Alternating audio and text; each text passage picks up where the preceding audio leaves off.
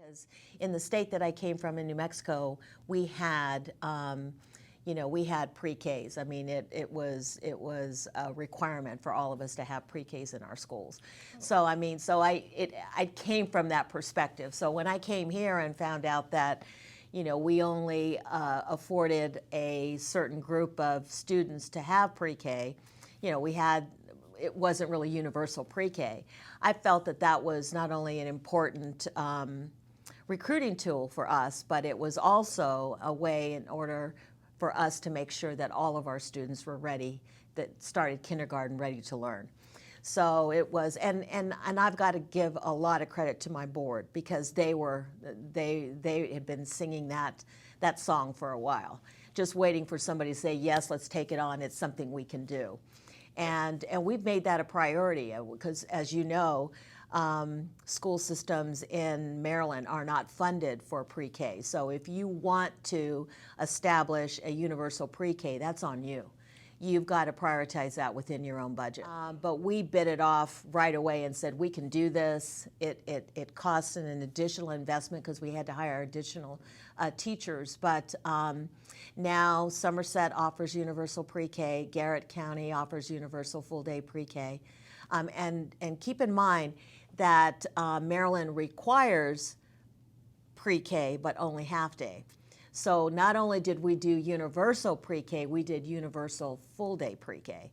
And of course with the Kirwan, they want every county to have full-day pre-K and make it universal. Because right now it's a priority for us, so we're actually taking away from funds that could possibly be used in other ways. So once we get that funding and we're fully funded for the universal pre-K, yes, we do get something out of it.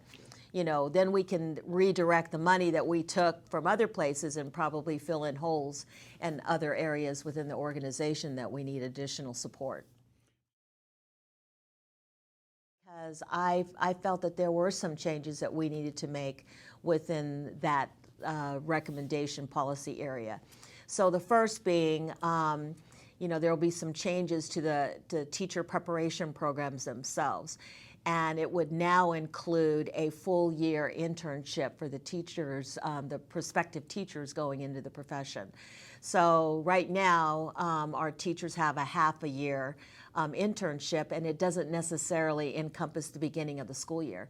And I think that's where a lot of our new teachers struggle, is because they've never, they've never been part of setting up. How do you set up groups? How do you set up, you're coming in as a brand new teacher, you've got a list of kids, how do you know where to start?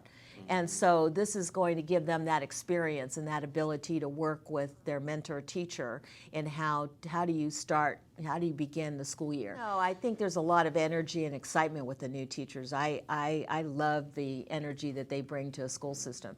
But I do think that there are some things that we can do to better prepare our teachers. And I think that's what this is about. Is if we're going to demand and we're going to say our teachers are going to be paid more comparably to other professions like architecture, engineering, business, then there needs to be a more rigorous curriculum and preparation for our teachers. And so I don't disagree with that. It's going to be somewhat of a hard sell for, you think it's hard for school systems to change, it's hard for higher education to change too. Yeah. So, but I think it's about all of us. It's about the tentacles of just not making it a K-12 problem, but saying it's a continuum. It's training our teachers as they initially go into the profession, and then how are we going to make it, improve the working conditions when they come into our organization so that they can better teach. Yeah. And that goes to the third tenet of this particular recommendation is improving the working conditions so that there's time for our teachers to collaborate during the day. Time for them to plan student interventions, time to do one-on-one tutoring with each of our students. So, and in order to do that, obviously you need to hire more teachers, but you've got an opportunity, you've got more hands in the building so that teachers do have that time for collaboration. Right now, there is really not much time, unless you can build it and work it into your schedule as it is, which not every school has the luxury of doing that. The only time you're going to be able to collaborate with your like say K-3 teachers, the only time you're going to be able to collaborate is when you meet after school or when you have an early release day. But this would provide time during every day for them to collaborate, which I think is incredibly important. I support that wholeheartedly. Yeah. Of course, we're pretty excited about our dual completers here in Kent County. In other words, we have the highest state average of students that graduate with not only an industry certification, but also with their high school diploma. So one might say, well, you're already doing it. It's not going to really make that big a difference for you, but it really will. Because what this particular recommendation is that our students are going to be college and career ready by 10th grade. And then in 11th and 12th grade, they can concentrate on getting an associate's degree. So I think it's going to challenge our very gifted learners and those students that are ready to take on college. And it's going to be really great for our families because their students are potentially going to be able to graduate with an associate's degree, which is not going to cost the parent anything, and it's going to be extremely more affordable for the families. So there's that. So what about the students that can't get there? Then there's a whole other layer of supports for those students that aren't getting there, and you've got 2 more years to get them to where they are college and career ready. If they can choose to either go to get an associate's degree at that point in 10th grade, or they can choose to follow a career pathway. So they could go into like what we have at our high school. They could do culinary arts. They could do, nursing. So there was a number of pathways that they could fall into. But also career and college readiness, this particular recommendation talks about building in a lot of supports for our kids for our struggling learners, K-3. So there's monies to then, you're saying, well, okay, well, how are you going to get them ready? We're going to make sure that the foundation is there before they graduate beyond the 3rd grade. So there will be additional funding for transitional services so that we can provide those additional supports for our kids. Oh, the 4th is more resources for at-risk students. So these are the concentration of poverty grants. So the schools that have a high concentration of poverty would get additional grants that would be afforded to their school. And these are school level grants. They're not going to go into the central office. They're going to go directly to the school. And that money would be to hire a community coordinator, somebody to do outreach and to reach the families and get them involved in a lot of family engagement into the school, health practitioner, and then also wraparound services, which would mean monies to do an extended school day, an extended school year, and provide, and of course the other additional, the reason why you have the health practitioners so that you can help coordinate dental, vision, health care for the students that are living in poverty. Now for Kent County, what does that mean? We have 2 schools, potentially 3 schools that would qualify for those grants. Our highest concentration of poverty is Rock Hall and Garnett, and then our 3rd highest is the middle school. So we believe that those 3 schools will be eligible for those grants at some point. Right now, I think for next year, they're looking at it being 80%, if you've got 80% of your students that are living in poverty. And I think the next schools that we have are in the 78%. So it'll probably be the year after that they would qualify. So we're anticipating that we're going to get, I think the recommendation goes all the way down to 60%.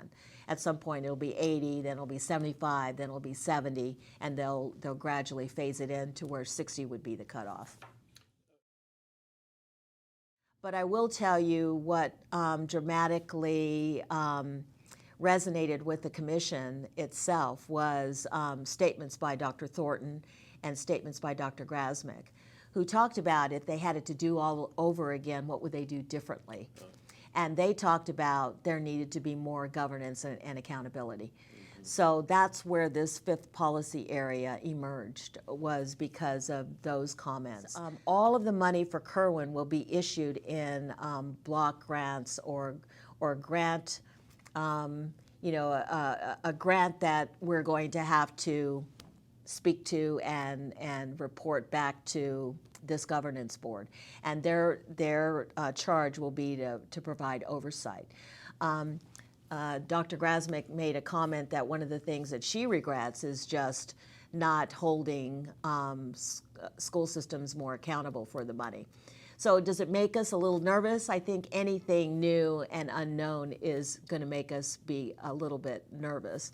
But I do understand, if you're going to have a new infusion of cash and funding, the taxpayer wants to see some accountability for that money. I've got to commend the state of Maryland for entertaining that conversation and for making that part of the conversation and saying, we're one of the richest states in the union. Shouldn't we be investing in our schools? I think that's an ambitious and commendable goal. Yeah. I'd like to be a part of it. I mean, I'm excited that I was part of the commission and part of outlining these 5 policy areas. I think that I don't know that anybody is against any of the policy areas. It's just a matter of ultimately how are we going to pay for it. And so I think that's what's being decided right now in the General Assembly. So we'll just have to sit back and wait and see how it plays out in our individual school systems. But yeah, I do think that we will see Kirwan pass. But to what degree and ultimately what does it mean? I don't know. It may take a longer rollout. The initial recommendation was to see it implemented within 10 years. It might be 15 years. It might be 20 years. I don't know.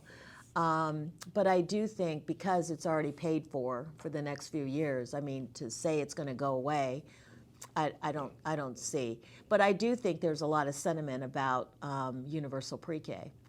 And I do think there's certain parts of this that I think kind of are no-brainers.